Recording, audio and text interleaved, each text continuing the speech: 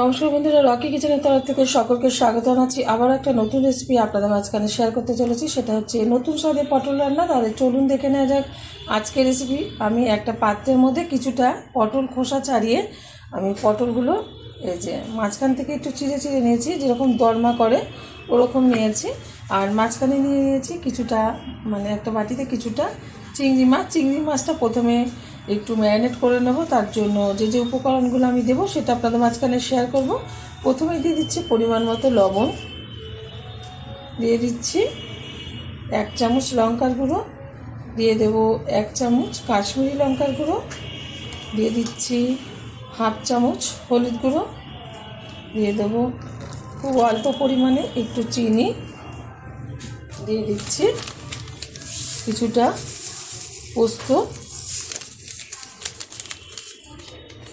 দিয়ে দেবো পেস্ট করে রাখা সর্ষে আমি ছেঁকে নিয়েছি, দিয়ে দিচ্ছি কিছুটা কাঁচা সর্ষের তেল।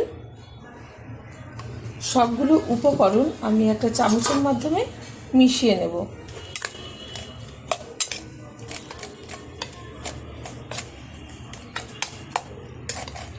মেশানো হয়ে গেছে, এটা সাইডে রেখে দিচ্ছি। এখন যে পটলটা আমি কেটে রেখেছিলাম তার মধ্যে দিয়ে দিচ্ছি খুব অল্প পরিমাণে একটু লবণ, একটু হলুদ গুঁড়ো, একটু সামান্য চিনি, ভালোভাবে মেখে নেব। এখন কীভাবে এই সুস্বাদু পটলটা রান্না করব সেটা আপনাদের মাঝখানে শেয়ার করব। মাখা হয়ে গেছে, এখন রান্না করে নেব।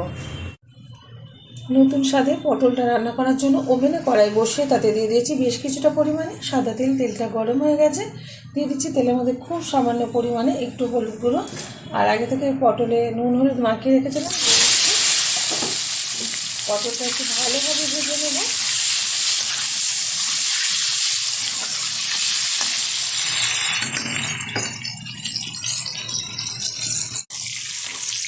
পটলটা কিন্তু ভালোভাবে ভেজে নিয়েছি। এখন দিয়ে দেবো যে মশলাটা আমি মিশিয়ে রেখেছিলাম চিংড়ি মাছের সাথে, এটা দিয়ে দিচ্ছি। বাটিতে অনেকটা পরিমাণে মশলা আছে, একটু পরে এই মশলা ধোয়া বাটির জলটা দিয়ে দেবো এর মধ্যে। এখন একটু নাড়াচাড়া করে নিচ্ছি। আমার এই রেসিপি যদি আপনাদের ভালো লেগে থাকে আপনারা অবশ্যই আমার চ্যানেলটিকে সাবস্ক্রাইব করবেন, লাইক করবেন, শেয়ার করবেন। আর নতুন স্বাদে এরকম একবার পটল রান্না করে খেয়ে দেবেন, গরম গরম ভাতের সাথে খুব ভালো লাগবে। এখন দিয়ে দেবো এর মধ্যে বাটিতে যে মশলাটা আমি রেখেছিলাম সেই ধোয়া মশলা ধোয়া জল।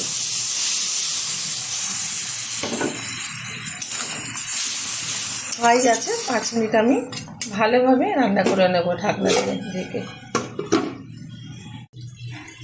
ঢাকনাটা তুলে দিচ্ছি। খুব সুন্দরভাবে কিন্তু সুস্বাদু পটল রান্নাটা হয়ে গেছে।